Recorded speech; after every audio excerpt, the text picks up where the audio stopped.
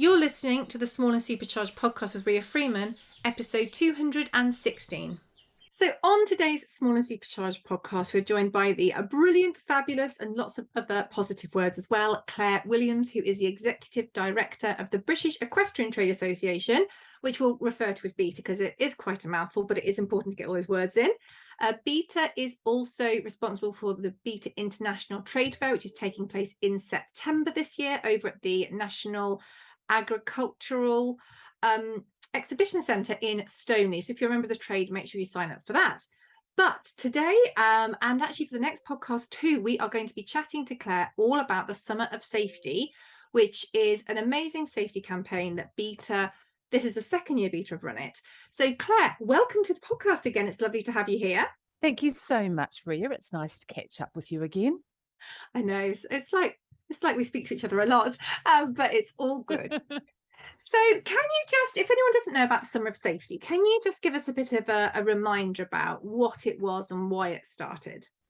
Well, Summer of Safety really started last year. We've always done safety campaigns. So we've done Safety Week several times. We do Feed Awareness Week.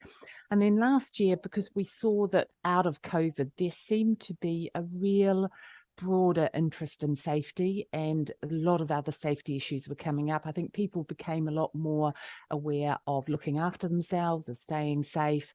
And we also saw a real boom in the safety market. So a lot of people suddenly thought, well, actually, I've come through COVID healthy, but I want to stay healthy on my horse. So we saw a real spike in safety equipment. So we thought, let's just broaden our approach. And we've always been interested in all aspects of safety by doing a campaign that covers a whole range of issues around safety. So not just the usual hats and body protectors and air vests that we talk about all the time, but tech safety, riding safety, high-vis, yard safety, biosecurity, feed safety. So we spread ourselves out across the summer, and everybody seemed to really find it useful. We got much more into live, a lot of really interesting interviews with a whole range of fantastic people, from vets to farriers to dentists. And then, so when it came around to this year, we thought, actually, it worked, so let's do it again. So it's really trying to engage people on safety topics, inspire them to maybe pay a bit more attention to themselves, the fitting of their garments and how they use them, and in the way they can be safer when they are around their horses. So not just on the horses, but off the horses as well. No, it's a really, really great campaign, and it's eye-opening. And I think, when people think of safety, it does have a bit of a reputation for being rather dry and always looking at kind of the worst case scenario. But that's kind of, you don't need your hat until you fall off, and we can't plan we're going to fall off, or else we probably wouldn't get on that day. But I love the fact that the campaign took in lots of different people's points of view and told some really good real life stories that had these actionable tips in that weren't sort of to scare people, but just real life experiences that we can then relate to and think about how we can implement perhaps some changes in our own life to make ourselves safer. Yeah, absolutely. And I think that's where engaging with people, riders, and also Dr. Di Fisher, who's our CMO, she brings a medical aspect, and equally she sees it on a daily basis. And that's why it's really transformed a lot of what we do and say, is having that medical knowledge in the background, and encouraging people to understand how they should report their accidents and to actually think about whether they need to go and see the doctor or go to A&E. But we had people like Paul Tapner, who had actually had a stroke, came off, has had a long recovery, but is now actually, I understand, having said he would never ride again, he has actually started riding. But his story was just inspiring, and even to some of the tips he gave. So, carry your phone, have one of those apps on your watch that actually will alert people what happens if you do come off. It's also, I think, made people a lot more aware of being safe on the ground as well as in the saddle, so that, if you're going to have trouble loading a horse, then why not just stick your hat on in case? So it's all about just thinking that, as you say, we're not out there to spoil everyone's fun, just to make them more aware of they can reduce the risk, so that if something does happen, it might not have as serious a consequence as it otherwise would. No, definitely. And I'm hopeful we hope we're going to do a few podcasts connected to the Summer of Safety. And I've got every plan to get Di on with you as well. Um, but I thought we'd talk about today the reporting of accidents, because in November last year, was it Your Horse Live? I think you launched a Yeah. whole new thing to make this easier. So could you talk to us a bit about what that is, and how it works and why it's useful? Yeah, and I have to say we can't claim all of the credit because the idea very much came from one of my members, Charles Owen, who've been running their own little collection database for quite some time. And Di and I went over to see the lovely Matt at Charles Owen, and he told us about this. And we said, well, actually, wouldn't it be great if we could broaden it out to capture information about from everyone, not just the Charles Owen riders? And so that's what we did. So we developed it into a fairly lengthy questionnaire, which thanks to the glorious technology you can access either from our website or by a QR code that opens up the questionnaire. And why we want to gather this data is that we are always looking to improve safety and improve safety equipment, but we can't do that without understanding exactly what happens, where accidents happen, what happens to you when you come off, and the role that your equipment plays during that accident, and hopefully protecting you, and if you're injured, making sure that that injury isn't as severe as it otherwise would. So that's why we've developed this, and we're really pleased. We've had nearly 100 responses, which doesn't sound a lot, but actually it's really, really good because the data we're getting is going to be what we can use in developing standards in the future. And we know this is useful because we, quite a few years ago now, actually, probably about 8 years ago, set up an amnesty scheme with racing in the UK and with British eventing, whereby if somebody came off at a BE event or during a race and was diagnosed with concussion by one of the doctors on site, we basically bought that hat off them. So they would send it to us and we would then send them back a voucher to buy a new hat. Oh, And wow. so we got all these hats, which were then used in some groundbreaking work at Dublin University.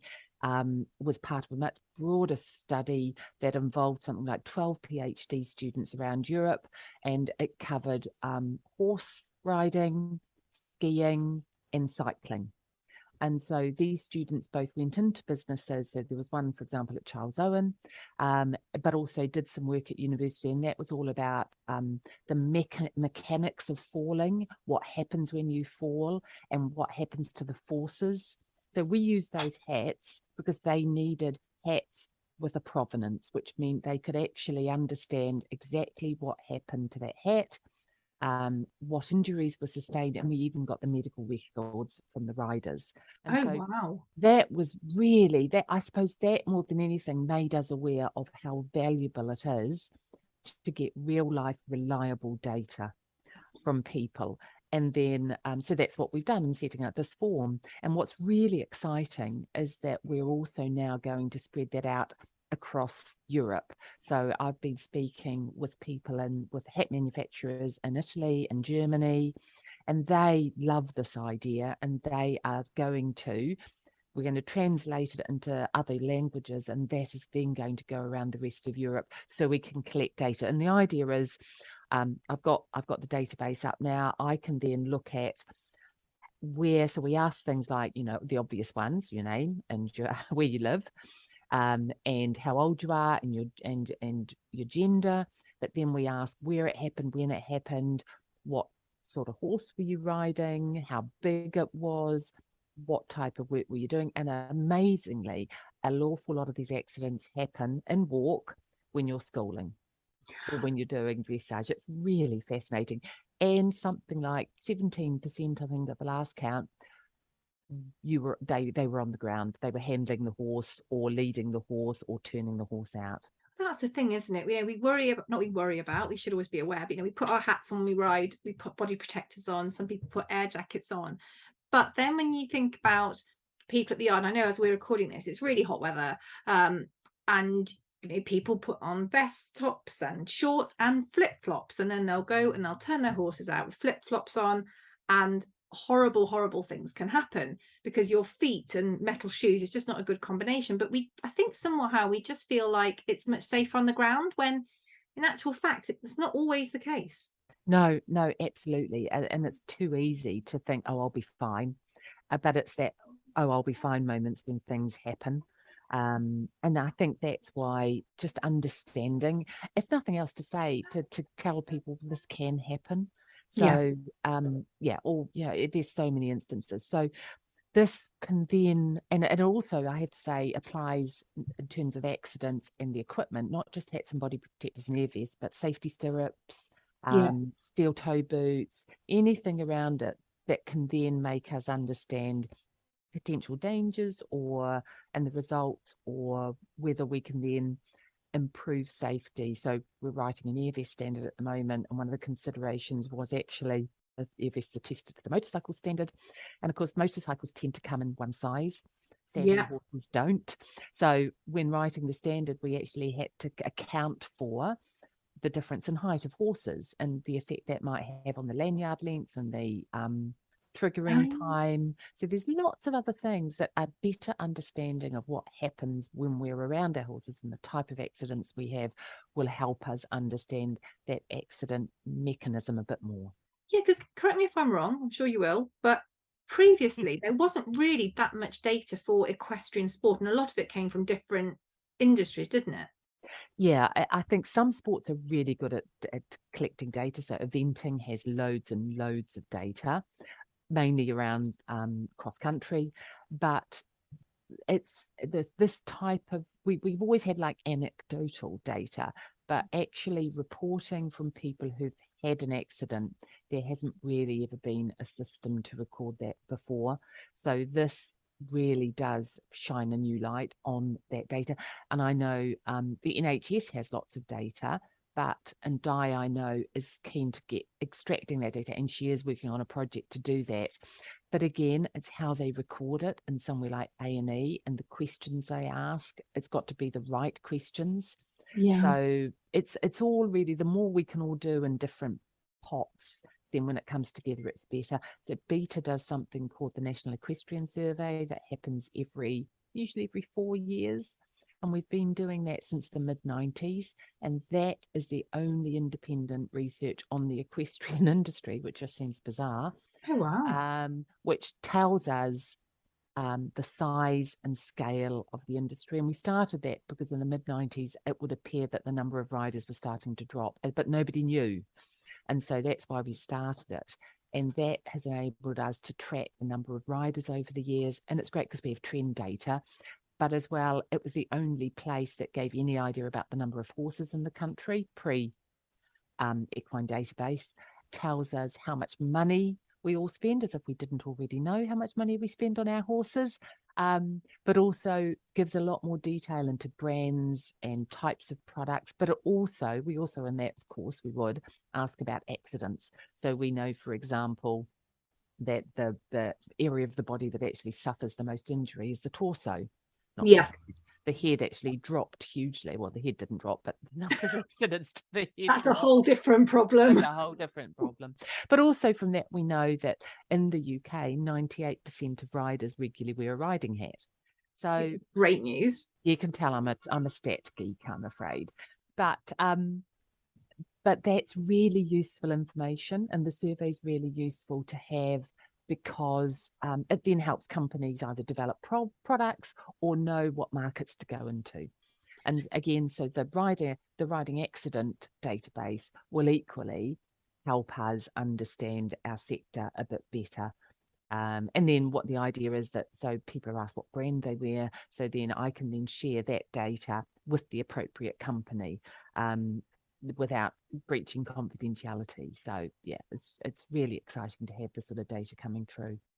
So you said the form was quite lengthy, but it needs to be, because, as you said, the whole point of gathering this information is to potentially change the way that standards work, to make sure that the bits of us that are getting damaged more often are being covered with the right. I'm being quite simplistic here, obviously, but and I know the amount of testing that the manufacturers do I know your members are just absolutely incredible with the amount of testing. I mean, looking at like Charles Owen's labs, there was a really great video, and it's been like the hat was being thrown at spikes and God knows what.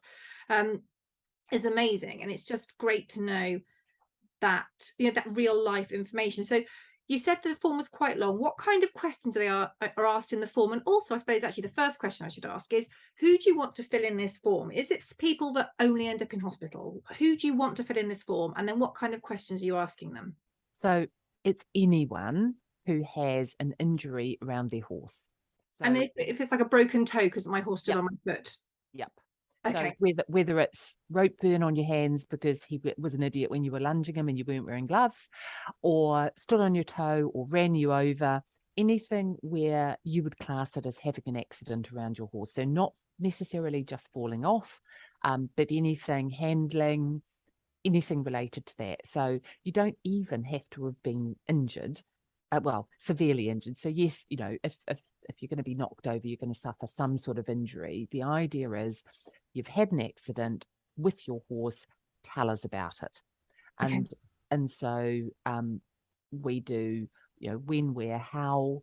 We want to gather information about the horse just so we understand. And, we've got horse ages from something like 2 to 22, all types of sizes. And then we give you options. So some of them are easy. It's just a drop-down box and you tick, schooling, hacking, lunging. So all those activities, the speed you were going, so whether you were dismounted, Yeah. what safety equipment you were wearing and the brand of it. And that's really just so we can understand probably the robustness of the equipment you were wearing. We even ask when you purchase it. You don't have to fill all these things in, but basically, if we don't ask all these questions later, we're going to think, why didn't we ask that? Or we're going to have to go back and ask that. So we ask about the hat, your body protector, or any other bits of equipment. So people have reported, say, wearing safety stirrups or using safety stirrups, a body protector and an air vest. Right. And then we ask, were you actually diagnosed? So we focus on concussion because we know that a lot of people think they have concussion, but then don't go to the hospital. So it's useful to know that. So whether it was actually a diagnosis, and then any other injuries. So that's where having a CMO is great because she can give you all the gory detail of what injuries you should ask about. Into quite amount of detail. And then we'd say, how long did you recover? How long did it take you to recover? Were you admitted to hospital? And then, lots of detail. Was the equipment visibly damaged? What scares me is the number of people who say they did bang their head, but they're still using that hat. Yeah. Which is always a worry. And then we ask them to give a fairly detailed description of the accident. So some of those are really interesting. And then, as I say, it just goes on. Did you suffer from amnesia? If you were hospitalized, how long for? Did you suffer facial injuries or limb injury? As you can see, it does go on, but there are shortcuts. So if you say no to something, you'll jump down a few questions. And I guess as well, it's just people providing as much as they can or are happy to. They don't have to fill in every question. Every bit of information is going to be useful, isn't it? It is. And even if you don't finish it, we can actually go back and have a look at the unfinished ones. That's really good. And what you said there about hats is interesting because obviously with the Summer of Safety, we've been doing a lot of work around hats and how they're made and how they work. And the makeup of hats is really interesting. And when you said about people don't replace them because they don't look visibly damaged, isn't the whole point of the outer shell of a hat, because it can be made from lots of different things, that they do spring back the outside bit, but that's not the bit that is kind of cushioning your head, is it? No, the outside. So you have three bits to the hat. You have the outside, which tends to be a harder shell. So fiberglass, for example, one of those other strong plastics. Yeah. And that starts the whole idea about wearing a hat is that you are trying to ensure that as little of the force of that impact goes through reaches your brain. So it's all about reducing the force and reducing that impact force to get into your brain. And so the outer hard shell, that will stop a branch, say, or hopefully a stud going through, but that also has a very small part to play in spreading some of the impact. But the real job that's done is that next layer, which is what we call, usually it's EPS, which is expanded polystyrene. And if you think about it like microscopic bubble wrap, so if you're one of those really annoying people like I am, who stand there and just burst bubble wrap. Yeah, I'm with you there. Yeah. I even used to have an app on my phone that you could play that game on. Oh, wow. Yeah. So what happens is, as the impact goes through the outer shell into that liner, the force in effect starts to burst those bubbles. And in bursting those bubbles, it absorbs some of that impact, so that as it absorbs and bursts, it doesn't get through to your brain. Right. So it's like a bit like an airbag, in effect. The airbag blows up, stops the force going through. In your hat, those air bubbles are already there and they're bursting. And so the problem with that is that the outer shell might not show any damage, but the bubbles inside the polystyrene are burst and they do not reinflate. And so if you can, the only way you can see it is if it's an impact quite near the edge of the hat. And if you've seen one of the hats we have where we've impacted it, you can see that the polystyrene in effect reduces in thickness. So instead of like a centimetre or so, it might only be, say, a few millimetres. So in bursting, it compacts and gets thinner. And that just means that if you fall again on that bit of hat, it can't do the job. Yeah, exactly. We did have a young man who was obviously very clever, and we got his hat. We did a big hat checking campaign at Royal Windsor quite a few years ago, and Horse and Hound came along to take lots of photos, and it was really difficult to get some of the hats off some of the show jumpers. They really didn't want us to look at their hats. But this particular young man, his mother dragged him along. I think he was 17 or 18. And apart from having an addiction to hair gel that made the inside of his hat pretty interesting, when we actually we looked at it, it was Trisha, our field officer, and she said, "Oh no, this isn't right. Really, it's obviously been damaged. Even I can see, even though it looked perfect from the outside." And so his mum said, "Right, no, you can have it." So we then sent it off to, I think it was it Champion? No, I think it might have been Charles Owen, and they x-rayed it for us. And they said that there had been 10 different impacts on that hat in different places. So he must have been really clever, because as he was heading towards the earth, he obviously thought, "Oh, I better turn my head and have it hit that bit." 10 different impacts. Yeah, 10 different impacts. And we still use the hat when we go out to shows, and you can see when we can take the shell out, you can actually see the impacts on the shell. Crikey. Yeah, a very lucky young man. Absolutely. Yeah, I mean, I think replacing hats is obviously just so important. And actually, I went into a tack shop the other day, and because my husband's riding hat was, well, I blame you, Claire, to be honest, but because I work with you, I was sort of chatting, went, "How old's your riding hat?" And yeah, so we got a new one. And obviously you can spend a huge amount of money on riding hats, and they can be beautiful and bespoke and blingy and just stunning. But also you can get them for really not very much. They need to obviously match the correct standards, but you don't have to spend a fortune, and you really do only get the one head. You do, and that's another message we try to get out, and we know this because lots of people do, they might have a couple of hats, or they like pretty hats, and that's nothing wrong with having pretty hats. Who doesn't like a bit of bling? But people think because, say, they pay £800 for a hat, it's going to be 8 times better than one they pay £100 for. But that's just not the case, because if they're both made to the same standard, then, and they both have a quality mark on them, then they are in effect manufactured to perform the same. They do the same job to the same degree, because that's how standards work. Standards are like a recipe, and so they follow the recipe. But if you and I both made a chocolate cake, they wouldn't necessarily look the same at the end. They might taste the same, but they might not look the same. And that's exactly what it is with hats. Or think of, what do I like? Shoes.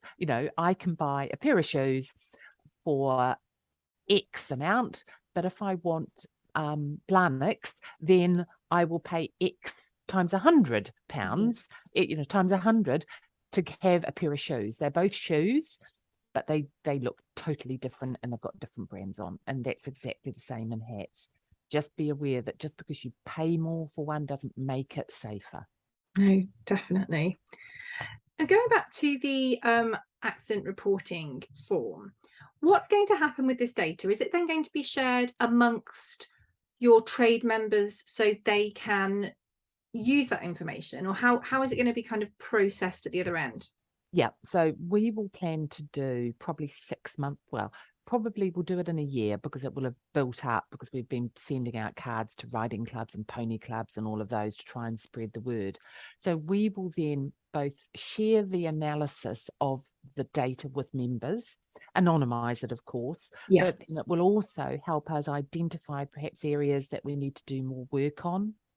So the idea is the data will be shared both with manufacturers, also, to be honest, with the public, with the riding discipline, so they understand the type of accidents that some of their members will be having, to see whether we need to do, say, maybe some more education on a particular area, just so that we understand that whole environment and landscape of safety. And then equally, if we notice some trends of types of injuries related to different types of falls, or the standards that are being worn, it Yeah. will then enable us to look at those standards and say, okay, we may need to change. So, for example, one of the most popular standards in the UK is the PAS 015, Yeah. which is usually kite marked.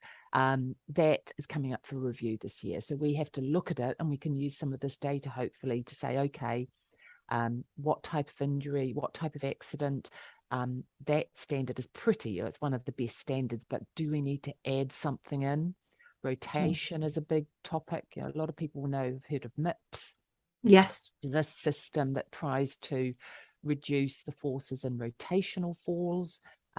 There's a new test being developed by a European committee to test for rotational impacts. So that's going to be the next thing that will change in safety standards. So do we need to accelerate that and try and bring that in as soon as, rather than waiting a bit before adding that test into it? So we're really going to use the data both to inform, educate, and change. But as you say, it's going to be completely I can't say this word. Anonymized. There we go. I cannot say that word. I don't know what happens when I Yeah. start saying it. All the words get jumbled up. So if you filled it in, don't think it's going to say Rhea Freeman did this to her horse and this happened and this happened. It's not like that. That's not the objective of this. But you really are, by putting that time in to fill in this form, you could make a massive difference to the industry and the safety of everybody in it. Absolutely, because only then can we understand. So, and I'm just looking through this, and it's really sad when you see it, but you can't focus on the bad. You have to focus on the good when you see some of the injuries. But equally, it is so important that we understand what happens to us all. So I've filled it in, and I do have to say, it doesn't have to be an accident that you literally had yesterday. If you had an accident, say 3 years ago, and you remember the details, then tell us about it. I mean, a lot of people don't have many accidents around their horse. I touch wood, don't have that many, but when I do it properly. You So go to town, don't you? yeah, I'm gonna have the pain. It may well be big. So but so it doesn't have to be a last week or a last month. It could be a last year one. No, I think that's really useful as well. To encourage people, if they've had injuries and they've thought, oh well, it's not recent, but I can remember it. I know, I know exactly what happened. Report that as well, because that's going to help too. Yeah, absolutely. Because I'm looking at one, and one is very some of them are quite sad, and you look at them, and I know Di said this before about the what ifs. If you'd been wearing that might not have happened. You can't think about that afterwards. You've got to think about it before. Yeah. Yes, definitely. So hopefully everyone listening to this is inspired to share their injuries, actually be part of, as you say, to education, and part of a change if needed. I mean, I think our safety standards are amazing, aren't they? And the amount of work that you and your manufacturers and your trade members do is incredible. But I think it's really great as well, and shows a real willingness to make sure that the trade is supporting the riders by really being excited about this research and excited about this information and how they can use it. Yeah, and I think that's what's so good, because people think sometimes you get the feeling from people when they're talking about the manufacturers, oh, well, they would say that because they're making money from Mhm. selling hats. Yes, they are, but they genuinely care and are dedicated to safety, because they know they're producing something that could save someone's life, and it has to be right. So they really do care about getting it right and improving on safety. I think that's why as well that with lots of the great hat brands out there who have got obviously complied to all the standards, you can buy hats at a lot of money. But I would say most, if not all of them, have also got these entry level. And I'm not saying entry level because of the standard, but because they're quite basic in their design. They cater for that range, so you don't have to spend a lot of money to get the same standard. And I think if it was all about money, it would just be a case of selling the high value ones, wouldn't it?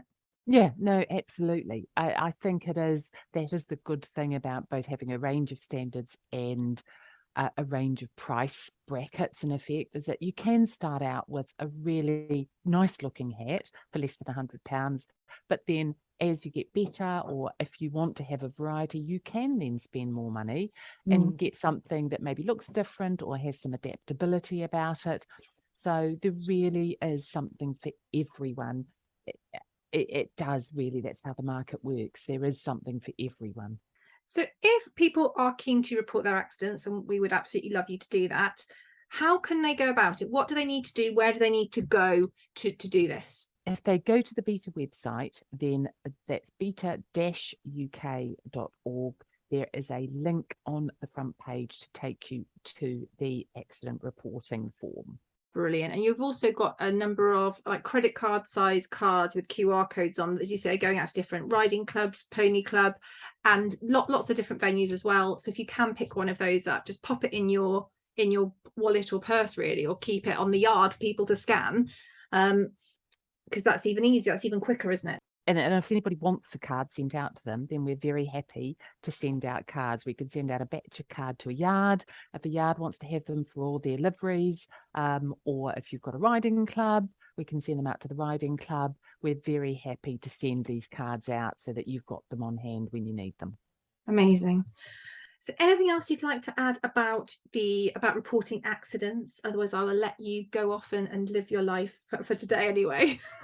No, I think it's been really, thank you, Ria, for giving me the opportunity to talk about this, because you're right what you said at the start. Sometimes safety does seem to be a bit, oh, she's going to tell me to be careful, and that's really all boring, but actually it doesn't have to be. And hopefully what we've been doing with you and with the Summer of Safety just makes it a bit more interesting. Definitely. Well, thank you very much for joining us today. I really appreciate your time. My pleasure. Thank you.